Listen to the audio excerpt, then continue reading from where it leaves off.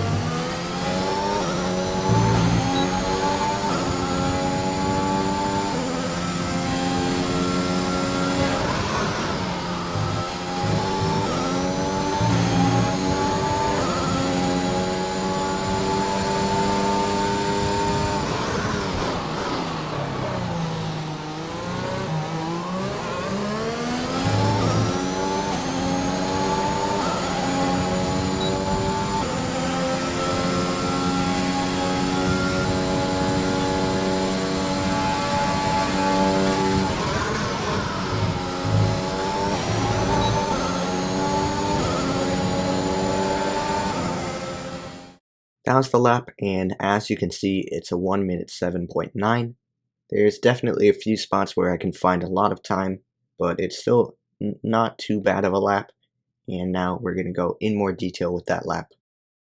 So starting the lap now, into turn 1, we want to brake right after that 100 meter board there, down to third gear, and on the apex we need to use all of this curb, and it is quite a flat curb, so there shouldn't be too much issue.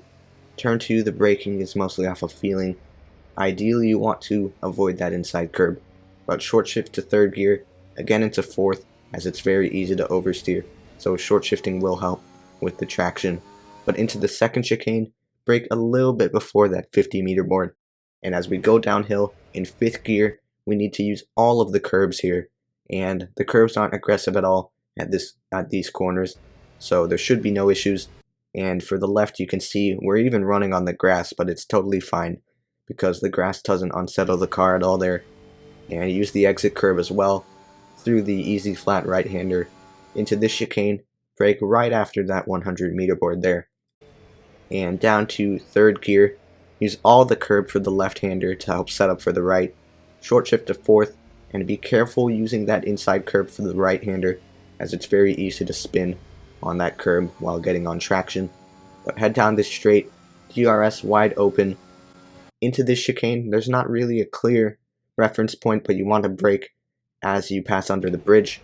Down to fourth gear, and you need to use all of the inside curbs here to help get through the corners.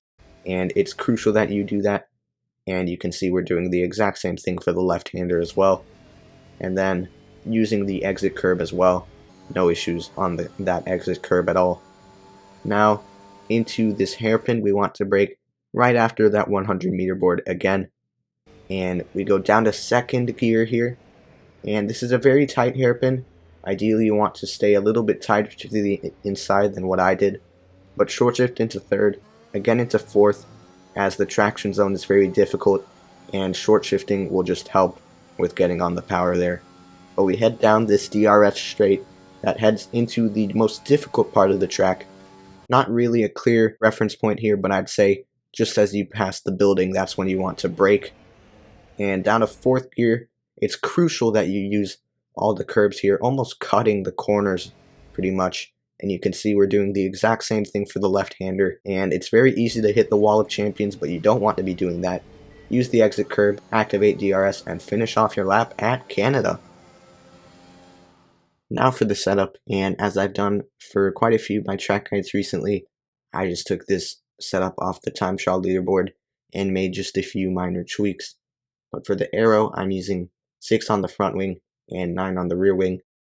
Then for the transmission, I'm using 82% on throttle and 56% off throttle. For the front camber, I'm using negative 2.8 degrees. For the rear camber, I'm using maximum rear camber, which is negative 1 degrees. For the front toe, using 0.07 degrees, and for the rear toe, putting that at minimum.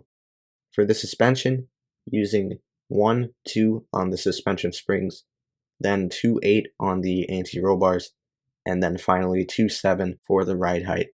For the brakes, I'm using 100% brake pressure and 56% brake bias, which I've actually found works quite well at quite a few tracks, Canada being one of them.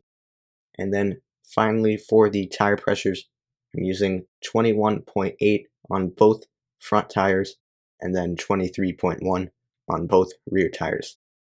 That's going to be it for this track guide. Hopefully you found it helpful, and if you did, make sure to leave a like and subscribe. But thank you all so much for watching this video, and I'll see you in the next one. Goodbye.